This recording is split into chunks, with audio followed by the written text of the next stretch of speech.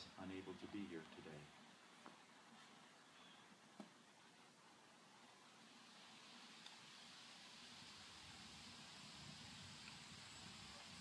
O source and spirit of love, we give thanks for being. We give thanks for being here, and most of all, we give thanks for being here together for this most special occasion. Amen.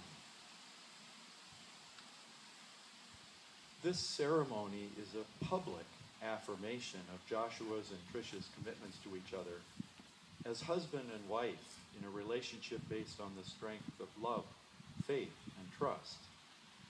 Such a marriage enhances their integrity and individuality. The love they feel is unique, and it begins with their acceptance of each other's identity and needs, and a willingness to grow, both individually and together. It is a commitment to aid in difficult moments of sorrow and pain, as well as sharing the happy times of joy and fulfillment, which all bring deeper faith and trust in one another. Tricia and Josh have selected a reading to share with you this afternoon. It's written by a colleague of mine, the Reverend Robert Fulgham. Some of you may remember his book, All I Really Need to Know I Learned in Kindergarten. We had this to say about marriage. It's entitled Union. You have known each other from the first glance of acquaintance to this point of commitment. At some point, you decided to marry. From that moment of yes to this moment of yes, indeed, you have been making commitments in an informal way. All of those conversations that were held in a car, or over a meal, or during long walks, all those conversations that began with, when we're married, and continued with, I will, and you will, and we will, all those late night talks that included someday and somehow and maybe, and all those promises that are unspoken matters of the heart. All these common things and more are the real process of a wedding. The symbolic vows that you are about to make are a way of saying to one another, you know all those things that we've promised and hoped and dreamed? Well, I meant it all, every word. Look at one another today and remember this moment in time. Before this moment, you have been many things to one another. Acquaintance, friend, companion, lover, dancing partner, even teacher, for you have learned much from one another these past few years. Shortly, you shall say a few words that will take you across a threshold of life, and things between you will never quite be the same. For after today, you shall say to the world, this is my husband, this is my wife. The occasion of a wedding ceremony is truly one of the happiest of times in the life of a minister, and I want to thank you both so much for letting me be a part of this very special moment in your lives. And I know that you're aware this is a special weekend for me because 44 years ago, yesterday, was the first wedding that I ever conducted. I called the couple, as I do every year, and they're still together after 44 years, for which I take no credit. I'm just saying. Couldn't hurt. You are truly one of the most delightful couples that I have worked with over those years. And no, I don't say that to just everyone. You are very special. And I'm so grateful that you've included me in time spent with your family. I've gotten to know family members and friends. And I'm just so happy for you and happy to be here. Has anyone given you any advice about marriage? A little bit, perhaps. Maybe a lot. Well, some people think that's what the reception is for, so you may get more of that today. And I would be remiss if I didn't have a few thoughts about successful marriage. Now, I did promise I'd keep my remarks under an hour and a half. It's always risky putting a microphone in front of a minister, but I will be brief, I promise. And what I want to say to you really isn't a revelation so much as a reminder. First, I encourage you to do your best to listen carefully to one another. Listening is more than just hearing. It means taking the time to be open and available, to truly be accessible to one another. Sometimes it means hearing what's not being said. And frankly, most of us learn more by listening than talking. So listen carefully. Now, I know you're going to do your share of talking and more talking, and I urge you to do that honestly and directly. Sometimes that's the hardest with the people we love the most. Oh, they can do little things that irritate and frustrate us, and we don't say anything because we're afraid it's going to sound petty, and then somehow it comes out at the wrong time, way out of proportion to what's going on at the moment.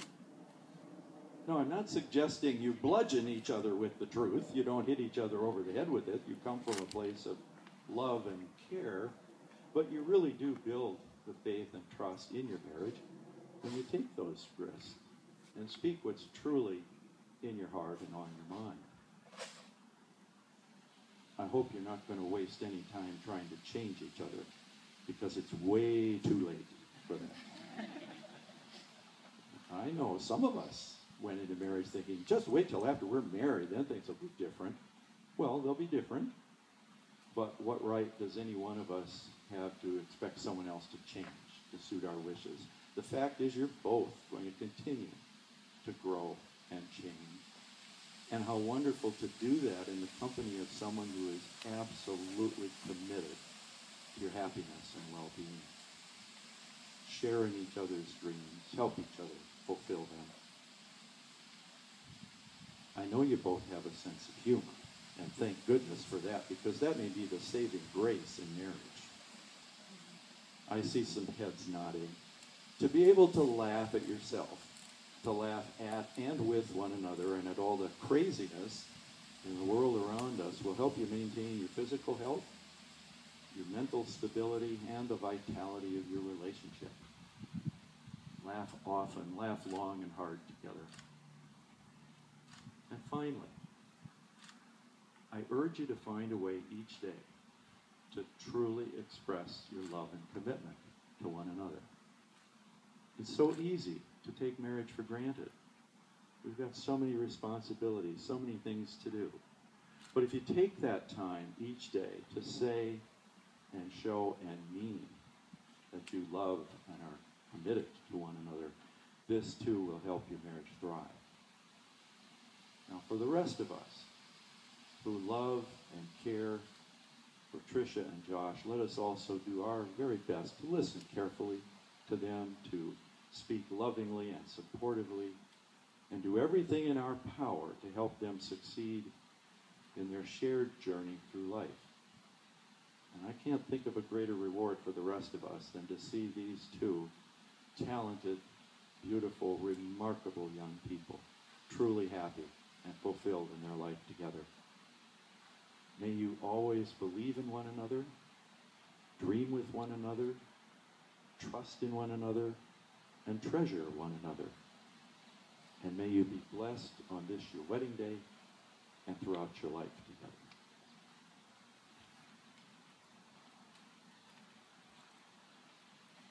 Tricia and Joshua, in the presence of all those assembled here today, do you declare your intention to honor, love, comfort, and uphold one another, showing kindness, understanding, and respect as partners in life forever? If so, answer, we do. Did you hear that in the back? They said, we do. Well, I believe the moment of truth has arrived. It is time to exchange your vows. So I'd like you to turn and face one another, draw close, and join hands. Tricia, I'm going to begin with you. Would you repeat after me, please? And keep breathing. I, Tricia, take you, Joshua, to be my best friend and my one true love. I promise to encourage you and inspire you, and to always accept you for who you are, through good times and bad. I will forever be there to laugh with you, to lift you up when you are down, and to love you unconditionally through all of our adventures in life together.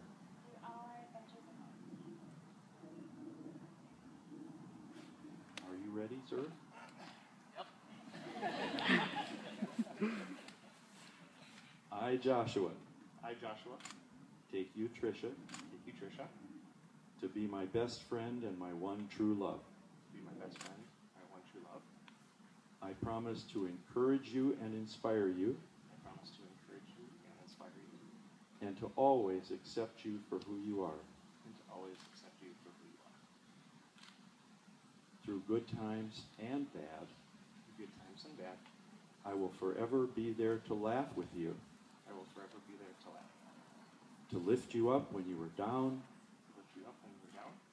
and to love you unconditionally through all of our adventures in life together. It's always an adventure.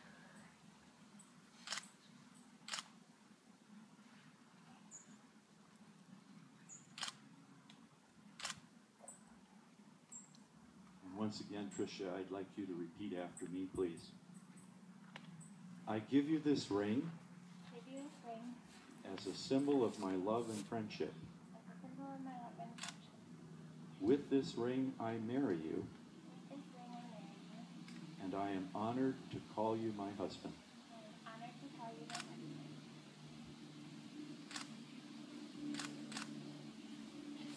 Well, that's not coming off easily. That's a good sign.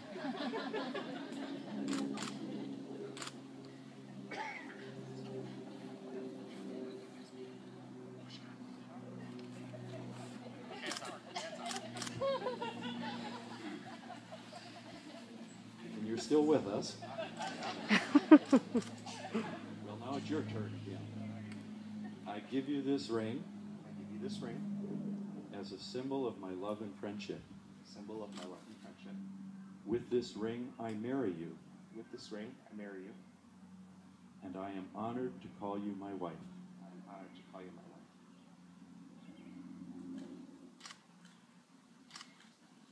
Well, it's going to stay on too.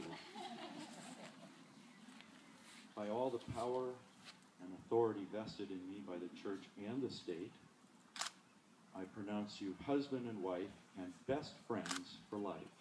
And now you may kiss.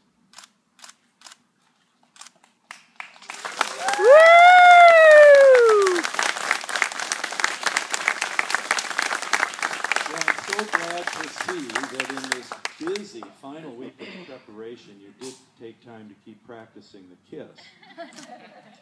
I gave them that as homework several months ago, and they seemed a bit reluctant at first. But I think you've done well, and I predict there'll be more of that at the reception, too. Now, the bride and groom would like you to know they're not going to have a formal receiving line. They'd like to greet you during the reception. And immediately following this ceremony, you're invited to enjoy the social hour on the patio, and then proceed inside for the dinner. I'd like you all to get ready now. If you've picked up those bubbles, we're going to give the bride and groom and the wedding party what we call the bubble salute.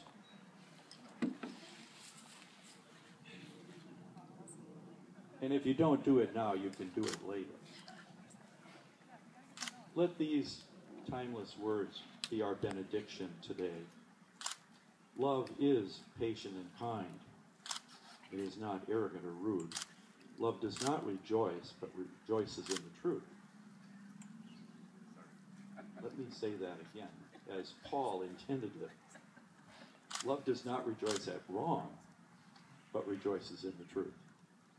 Love bears all things, believes all things, hopes all things, and endures all things.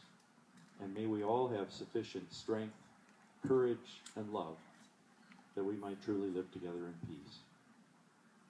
And now I take great pleasure in presenting the newly wedded couple, Mr. and Mrs.